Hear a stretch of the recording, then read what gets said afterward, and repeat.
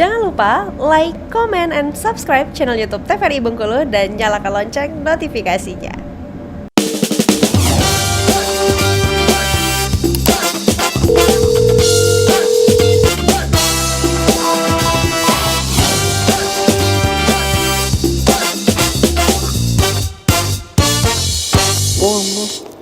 Baik pemirsa, terima kasih Anda kembali menyaksikan Dokter Kito. Masih dengan tema kita hari ini membahas demam berdarah dengan infeksi lain.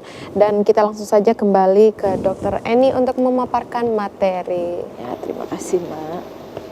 Jadi gejala-gejala dari infeksi namanya ya, infeksi yang berbarengan, yang tadi bareng cikungunya, demam typhoid, COVID-19 dan malaria. Kalau cikungunya ini gejalanya mirip demamnya, kemudian polanya tuh hampir sama. Jadi cikungunya ini dia juga virus gitu, dan dia akibatnya nyeri sendinya menjadi kayak double, 2 kali lipat. Yang dari DBD-nya dapat, dari cikungunyanya dapat. Kemudian kalau demam typhoid ini demamnya tinggi, naik turun, dan gejala pencernaannya tuh jadi lebih dominan. Gejala pencernaannya itu lebih dominan, tapi bisa juga dia muncul gejala pendarahan. Kalau misalnya typhoid ini bareng dengan demam berdarah dengue. Nah, kalau malaria, polanya tuh bisa berubah-berubah dan berbeda-beda demamnya. Jadi tergantung dari pasiennya. Dan komplikasinya ini bisa lebih berat ke organ, karena parasit malaria ini hidupnya ada di hepar atau di hati. Jadi dia lebih banyak merusak hati dan ginjal juga. Nah, kalau COVID-19, karena COVID-19 ini mirip dengan virus dengue, pola demamnya ini mirip, demamnya tinggi, tapi tergantung dari varian COVID yang menyertai. Kita tahu ya, varian COVID tuh banyak banget ya, ada yang hilang penglihatan, hilang penciuman, hilang rasa makan. Ada yang biasa aja tapi pasiennya drop. Kemudian pada pasien-pasien diabetes dan pasien hipertensi juga lebih berat. Jadi ini yang sampai sekarang juga masih dipertanyakan. Jadi gejala koinfeksi ini atau gejala yang berbarengan dengan DBD itu tergantung dengan infeksi yang menyertai. Nah, kemudian akibatnya tentu kita tidak bisa menganggap remeh kalau DBD ini terjadi dengan penyakit lain. Jadi gejalanya itu bisa menjadi lebih berat karena ya 2 penyakit bersamaan. Tetapi itu tadi kita harus lihat dia menyerang apa. Kemudian tanda-tanda kegawat daruratnya harus lebih diwaspadai. Kalau DBD hari ketiga mulai dilihat, kalau dia bareng dengan typhoid, maka hari kedua kita harus lihat masuk nggak minum, masuk nggak makan, muntah nggak, diare enggak gitu ya.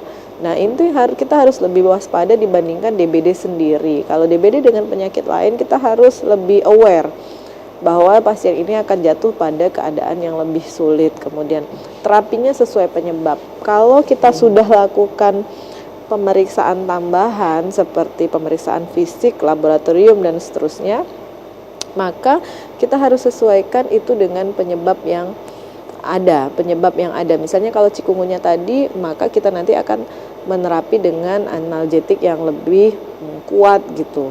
Kemudian kalau demam typhoid, karena ini adalah bakteri, kita harus terapi dengan antibakteri. Jadi kita harus terapi sesuai penyebabnya supaya ibaratnya pengobatan kita itu sesuai dengan penyakit yang diderita oleh pasien. Dan ini harus betul-betul menegakkan diagnosis apa infeksi lain yang membersamai DBD tadi. Jadi DBD kalau dengan infeksi lain, dokternya harus lebih waspada, harus lebih hati-hati lagi dalam melakukan perawatan pada pasien itu. Seperti itu.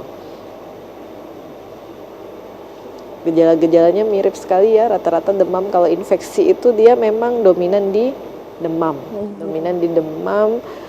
kemudian disertai tadi sakit kepala dan seterusnya. Baru nanti dia akan tergantung penyebabnya apa, gejalanya seperti apa, baru nanti dia akan dilakukan pemeriksaan fisik, baru dilakukan pemeriksaan penunjang tambahan seperti itu. Jadi kalau demam tipoid ini kita bisa lakukan pemeriksaan darah. Biasanya di sini hasilnya itu kita melakukan pengecekan Widal, atau walaupun jarang dipakai ya, tapi masih murah dan mudah, Kemudian ada Tubex, masalahnya ini kalau demam typhoid ini nggak masuk BPJS. Jadi pasiennya harus periksa mandiri. Ini tantangan. Jadi kadang dokternya meriksa itu melihat betul-betul fisik. Jadi tipe itang tadi, pola demam dan seterusnya. Nah, kalau cikungunya memang dia cenderung pemeriksaan fisik. Kalau malaria kita bisa ambil darah kemudian dilakukan tes apusan darah tepi. Kemudian kalau COVID-19 kita tahu dia dicek pakai real time PCR ya.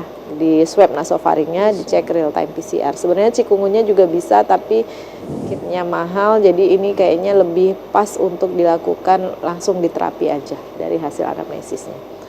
Jadi seperti itu. Izin bertanya nih dok, apakah ada untuk kami sebenarnya ya dokter yang ada di Vaskes Primer, gimana sih sebenarnya kita bisa mengetahui yang mana sih duluan sebenarnya infeksinya? Apakah ada tips tertentu apalagi dengan keterbatasan di Vaskes Primer dok? Karena kan kita terbatas ya di Vaskes Primer seperti di Puskesmas untuk pemeriksaan lebih lanjut itu kan terbatas. Dari mana sih dok? Apakah ada tips tertentu gitu dok? Iya. Itu yang sedang kita lakukan penelitiannya. Jadi mana duluan infeksinya dan pada saat saya melakukan conference kemarin ketemu dengan dokter anak dari rumah sakit di Jakarta ya dari RSCM, dia menyampaikan bahwa demam typhoid dan dengue itu memang banyak pada anak-anak itu sering berbarengan gitu. Tapi kalau menentukan yang mana duluan juga mereka bilang kita sulit menemukan, apalagi kalau dia sudah pada saat itu datang udah dua-duanya. Kecuali dia datang pertama, udah kita cek semua, ternyata DBD duluan. Kok anaknya tambah jelek, 3 hari kemudian kita periksa, baru ada typhoid. Kita bisa bilang itu DBD dulu baru typhoid. Tapi kalau dia sudah terjadi bersamaan ya, sepertinya belum bisa sekarang. Sebenarnya ada tools atau instrumen yang bisa melakukan pemeriksaan antibodinya. Tapi itu juga hanya menyatakan dia infeksi lampau. Misalnya kalau Salmonella typhi kita cek Tubex, berarti dia infeksi lampau, tapi dia masih tinggi. Nah, kita nggak bisa juga bilang mana yang lebih dulu. Intinya pada pasien itu sekarang terinfeksi dua-duanya. Jadi mana yang lebih dulu kayaknya belum bisa. Oke, dok. Berarti tetap kita di diagnosanya nggak apa-apa ya dok, kalau curiga udah dua-duanya langsung demam tifoid dan Iya, jadi double diagnosis, kemudian terapinya disesuaikan ya dok jadinya. Ya, kayaknya jadi PR ya dokter Lisda ya. gitu. Iya, jadi PR kan. Dan ini nggak bisa dianggap remeh lagi. Jadi kita mungkin memang mulai melakukan pemeriksaan lengkap. Kelemahan kita di Bengkulu ini memang ada pemeriksaan yang belum bisa kita lakukan dengan cepat. Dan yang kedua berbayar. Sebenarnya dengue itu kan bisa dilakukan pemeriksaan NS1 di depannya dok ya.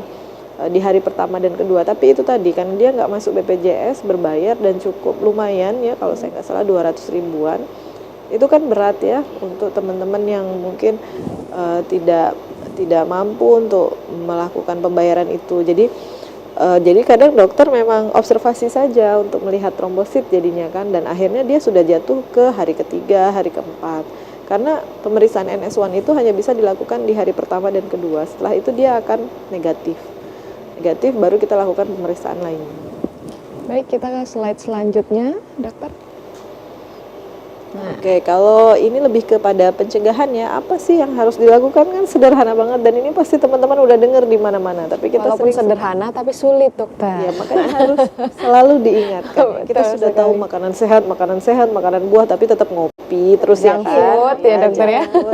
Terus geprek ya kan. Ya, jadi maksudnya tetap harus kita, memang tugas kami lah, petugas kesehatan lah ya, untuk memberikan edukasi, tidak bosan-bosannya. Kalau kita ketemu demam, terus apa yang harus dilakukan? Cek banget pola demamnya dan gejala klinis yang menyertai. Apakah demamnya naik terus? Apakah ada pola? Ini nggak terlalu jelas ya. Ininya bagus nih, apanya namanya? Screennya nih. Jadi dia pecah ini. Jadi kita perhatikan pola demamnya, apakah dia naik turun, kemudian dia naik terus dan naik pada hari ke-5 ke-6, atau dia naik kemudian turun hari ke-5 ke-6, atau dia typhoid yang tiap hari dia naik turun. Nah, perhatikan pola demam dan gejala klinis yang menyertai, yang tadi demam, batuk, pilek ada enggak, mual muntah ada enggak, sakit belakang kepala ada enggak. Kemudian selanjutnya kita berikan obat sesuai gejala. Awalnya kalau demam beri paracetamol, kalau nyeri sendi berikan analgetik. Di sini kita belum boleh pada hari pertama, kedua memberikan antibiotik karena biasanya demam itu disebabkan oleh virus. Dan kalau disebabkan oleh virus, pemberian antibiotik akan meningkatkan pola resistensi bakteri dan itu sangat kita hindari. Jadi nanti kalau kayak orang beli obat antibiotik sendiri, itu sangat dilarang. Dia harus menggunakan resep dokter karena kalau nanti putus di tengah jalan, antibiotik harusnya 5 hari, dia sehari, kemudian dia merasa sehat selesai, maka peningkatan resistensi antibiotik itu menjadi akan meningkat gitu ya. Kemudian pastikan asupan cairan dan makanan bergizi masuk sesuai kebutuhan. Ini dannya terdouble dari sini ya. Jadi ini yang sebenarnya orang semua sudah tahu, makanan sehat, minum air putih, sayur dan buah. Dan ini sebenarnya bukan hanya untuk pencegahan infeksi, tapi ini termasuk segala penyakit juga lain. biasanya ini terus ya Dokter Lisda ya yang harus diingat. Dan kosmetik juga terasa atau tidak. Kalau kita banyak minum air putih, kulit terasa sehat. Kemudian kita juga lebih fresh. Kemudian kalau sayur dan buah itu juga jadi kita pencernaannya sehat. Jadi tidak terlalu banyak masalah pada pencernaan, dan pencernaan itu kalau saya pribadi itu kunci. Kalau pencernaan kita sehat, makanan kita baik dan yang diserap baik, maka sehari-hari kita akan fresh gitu. Tapi kalau sudah ada masalah pencernaan, nyeri ulu hati, makan apa aja salah, kebanyakan makan cabai, suka seblak nggak mbak? Nah, itu. Jadi itu mulai dilakukan strategi supaya tidak terlalu dominan, makanan sehat dan bergizinya tetap dominan. Kemudian pasien tersebut kita lihat pola demamnya, kita beri obat dan gejala, kita beri obat sesuai gejala, kemudian kita pastikan asupan cairan makanannya itu tetap masuk, tidak dimuntahkan, dan kita observasi selama 2 hari. Baik, Dokter Eni, kita closing statement dari Dokter Eni. Seberapa pentingnya kesadaran masyarakat tentang DBD dan infeksi lainnya dalam mencegah penyebarannya? Ini closing statement karena sebentar lagi kita harus selesai nih, Dokter. Gitu ya, enggak Mas. Jadi mari bersama-sama kita mencegah dari rumah. Dari rumah itu dari sekitar kita dengan membersihkan lingkungan. Dari rumah kita dengan memberi anak atau keluarga kita makanan yang bergizi, kemudian membiasakan melakukan perilaku hidup bersih dan sehat dengan mencuci tangan, kemudian mandi 2 kali sehari, kemudian memakai pakaian pribadi sesuai dengan masing-masing, tidak sharing gitu. Mungkin itu yang bisa diambil pesannya pada hari ini. Baik, Dokter Eni silakan kembali duduk, Dokter. Baik, terima kasih Dokter Eni. Nah, kalau dari Dokter Lisda seperti apa nih Dokter untuk pesannya kepada pemirsa di rumah? Oke, jadi mohon izin Dokter. Jadi pesannya untuk masyarakat yang ada di rumah ketika mengalami keluhan, sepertinya sudah sangat jelas ya keluhan yang disampaikan oleh Dokter Eni hari ini. Setiap tanda dan gejala yang dialami itu sebaiknya boleh mengobservasi di rumah, tetapi ketika tidak ada perbaikan dalam 1 atau 2 hari, segeralah memeriksakan diri ke vaskes terdekat. Karena sekarang ini kita di Bengkulu sudah memadai ya, ada banyak vaskes, ada banyak klinik, Pratama, ada banyak juga dokter praktek. Jadi masyarakat boleh lebih aware untuk memeriksakan diri ketika ada keluhan dan juga mengikuti anjuran dokter dan tidak membeli antibiotik sendiri. Jadi tidak langsung self diagnose lalu kemudian berangkat ke apotek membeli dan meminum sendiri karena itu akan sangat berbahaya. Baik, terima kasih Dokter Lisda dan juga Dokter Eni. Kesimpulan yang bisa kita ambil pada hari ini adalah jangan lupa jaga kebersihan. Baik, pemirsa, terima kasih Anda telah menyaksikan Dokter Kito. Terus saksikan setiap Senin hingga Jumat pukul 10 waktu Indonesia Barat. Saya Helda Amelia undur diri, terima kasih dan sampai jumpa.